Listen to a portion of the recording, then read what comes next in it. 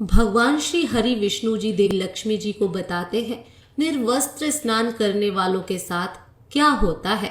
एक बार भगवान श्री विष्णु माता लक्ष्मी के साथ हरिद्वार में घूम रहे थे। माता लक्ष्मी ने देखा कि सारे मनुष्य गंगा में नहा नहा कर हर हर गंगे कहते आ रहे हैं, परंतु सभी लोग दुखी और परेशान हैं। तब माता लक्ष्मी ने बहुत ही आश्चर्य से भगवान विष्णु से पूछा, स्वामी, गंगा में इतनी बार स्नान करने पर भी इनके पाप और दुखों का नाश क्यों नहीं हुआ? क्या गंगा में अब सत्यता नहीं रही? भगवान विष्णु बोले, गंगा में तो वही सामर्थ्य है, परंतु इन लोगों ने पाप नाशनी गंगा में स्नान ही नहीं किया, फिर इन्हें लाभ कैसे मिलेगा? माता लक्ष्मी जी ने आश्चर्य से कहा कि स्नान कैसे नहीं किया? सभी तो हमारे सामने नहा नहा कर जा रहे हैं, अभी तक तो इनके शरीर भी नहीं सूखे। भगवान विष्णु ने कहा, ये लोग तो केवल जल में डुबकी लगाकर ही आ रहे हैं, तुम्हें मैं कल इसका रहस्य समझाऊंगा।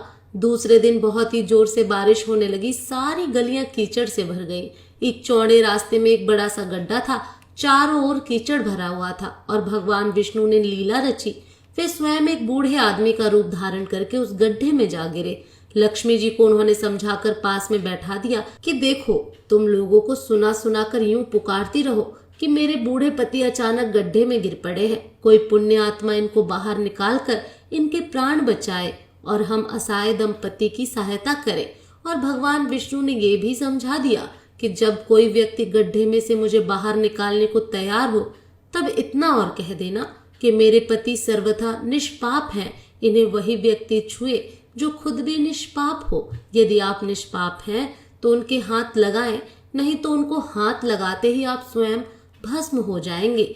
लक्ष्मी जी तथास्तु कहकर गड्ढे के किनारे बैठ गई और आने जाने वालों को सुना सुनाकर भगवान विष्णु की सिखाई हुई बात कहने लगी।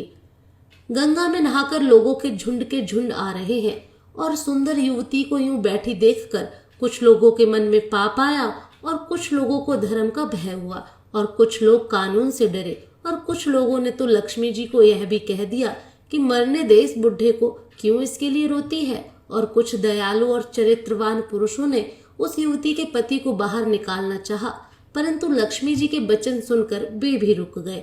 उन्होंने सोचा कि हम गंगा में नहाकर आए हैं तो क्या हुआ, पापी तो हैं ही, कहीं हम सहायता करते समय भस्म ना हो जाए। उनके पास कई व्यक्ति आए, परंतु किसी का साहस नहीं हुआ। सैकड़ों आए और सैकड़ों ने पूछा और चले गए। संध्या का समय हो चला, तब भगवान विष्णु ने माता लक्ष्मी से कहा, देखा, आया कोई सच्चे मन से गंगा में नहाने वाला। तब थोड़ी देर बाद एक नौजवान युवक हाथ में एक लोटा लिए हुए हर हर गंगे कहता हुआ आया। लक्ष्मी जी ने उसे भी वही बात कही। उस युवक का हृदय करुणा से भर आया। उसने भगवान विष्णु को बाहर निकालने की तैयारी की। लक्ष्मी जी ने उसे रोककर कहा कि भाई, यदि तुम सर्वथा निष्पाप नहीं हो तो मेरे पति को छूते ही तुम भस्म हो जाओगे। उसने उस समय बिना किसी संकोच किए हुए लक्ष्मी जी से कहा, माता, मेरे निष्पाप होने में तुम्हें संदेह क्यों हो रहा है? देखती नहीं, मैं अभी गंगा नहा कर आया हूँ, अभी तुम्हारे पति को बाहर निकालता हूँ। युवक ने लपक कर उस बूढ़े आदमी को ऊपर उठा लिया। भगवान विष्णु और माता लक्ष्मी ने उसे अधिकारी समझकर अपना असली रूप प्रकट कर दर्शन देकर निहाल किया। भगवान विष्णु ने माता लक्ष्मी से कहा कि इतने सारे लोगों में से केवल इस एक आदमी ने ही गंगा स्नान किया है। इस दृष्टांत के अनुसार जो लोग बिना श्रद्धा और विश्वास के केवल दंभ के लिए गंगा स्नान करते हैं, उन्हें वास्तविक फल प्राप्त नहीं होता। परंतु इसका यह मतलब नहीं है कि गंगा स्नान व्यर्थ जाता है। गंगा स्नान का बहुत पुण्य भी है। इसके बाद भगवान विष्णु ने माता लक्ष्मी से कहा, अब मैं आपको वो 12 बातें बताता हूँ। जो भी मनुष्य इन 12 बातों को नहाते समय ध्यान रखता है, वह कभी भी दुखी नहीं रहता है। उसके घर में लक्ष्मी का वास होता है, उसके घर में अपार संपत्ति आती है, घर में कभी भी लड़ाई झगड़ा नहीं होता है, उसका पूरा परिवार हंसी खुशी जीवन व्यतीत करता है। तब माता लक्ष्मी ने कहा, हे स्वामी, आप हमें यह 12 बातें बताइए। इसके बाद भगवान विष्णु उन बातों को बताना शुरू कर देते हैं और माता लक्ष्मी ध्यान से सुनने लगती हैं। इसके बाद भगवान विष्णु बताते हैं, प्रिय, यह 12 बातें बताने के बाद में एक और बात बताऊंगा कि जो औरतें कपड़े खोलकर नहाती हैं, उनके लिए यह बात बहुत ही महत्वपूर्ण है। हे देवी, आप इस बात को बहुत ही ध्यान लगाकर सुनना। तभी भगवान विष्णु अपनी बातें सुनाने लगते हैं। भगवान विष्णु कहते हैं, स्नान करने से शरीर निरोगी रहता है और मन प्रसन्न रहता है। नहाने से चेहरे की क्रांति और शारीरिक आकर्षण में भी बढ़ोतरी होती है। अगर इस नित्य कर्म के दौरान कुछ बातों का ध्यान रखा जाए तो आध्यात्मिक से भी ज्यादा लाभ पाया जा सकता है। नहाने के कार्य में इन बातों का ध्यान जरूर रखना चाहिए। नंबर 1, स्नान करने के बाद शुद्ध होकर पूजा पाठ आदि सभी कार्य करने के योग्य बनते हैं, इसलिए सुबह को ही स्नान कर लेना चाहिए। नंबर 2, शास्त्रों में कहा गया है कि स्नान करने से 10 गुणों की प्राप्ति होती है। रूप, तेज, बल, पवित्रता, आयु, आरोग्य, निर्लोकता, सुविचार, निरोग और मेधा। नंबर 3, धन, पुष्टि व आरोग्य और स्वास्थ्य चाहने वालों को हर मौसम में और हर दिन स्नान करना चाहिए। नंबर 4, शास्त्रों में कहा गया है कि सुबह स्नान करने से पाप का नाश होता है और पुण्य मिलता है। ऐसा कहा गया है कि सुबह नहाने वाले के पास नकारात्मक शक्तियां नहीं भटकती हैं, इसलिए सुबह स्नान करना ही उचित है। नंबर 5, बीमारी की हालत में सर के नीचे ही स्नान करना चाहिए अथवा गीले कपड़े से शरीर को पोंछ लेना एक तरह का स्नान ही कहा गया है। नंबर 6, सुबह की लालिमा छाने से पहले ही स्नान करना श्रेष्ठ माना गया है। नंबर 7, तेल लगाकर और शरीर को मल मल कर नदी में नहाना मना है। इसकी जगह नदी से बाहर निकलकर तट पर ही शरीर साफ करके नदी में डुबकी लगाना उचित है। नंबर 8, जिन घाटों पर कपड़े धोए जाते हैं वहां का जल अपवित्र माना गया है, इसलिए वहां से कुछ दूर हटकर दूर ही नहाना चाहिए। नंबर 9, नदी में 11 या 21 डुबकियां लगाना शुभ बताया गया है। नंबर 10, पवित्र नदियों में कपड़े निचोड़ने की मनाही है। नदी में किसी भी तरह की गंदगी नहीं बहानी चाहिए। नंबर 11, नल की तुलना में झरने का पानी, झरने के पानी से ज्यादा किसी तीर्थ का पानी, तीर्थ के जल से कहीं गंगा जल अधिक श्रेष्ठ माना गया है। नंबर 12, गंगा माता का कथन है कि स्नान करते वक्त कोई चाहे जहां भी मेरा स्मरण करेगा मैं वहां के जल में आ जाऊंगी। इसके बाद भगवान विष्णु ने कहा, अब मैं आपको औरतों के बारे में बताता हूँ जो औरतें कपड़े खोलकर स्नान करती हैं। हिंदू धर्म शास्त्रों में हर एक चीज के लिए कुछ नियम बनाए गए हैं। इन नियमों में से एक है स्नान को लेकर की गई बातें। ऐसा माना जाता है कि आम व्यक्ति को शास्त्रों के नियम का पालन जरूर करना चाहिए, जिससे उनके घर की सुख समृद्धि बनी रहती है और खुशहाली आती है और साथ में अपार धन बरसता है। माता लक्ष्मी प्रसन्न होती है।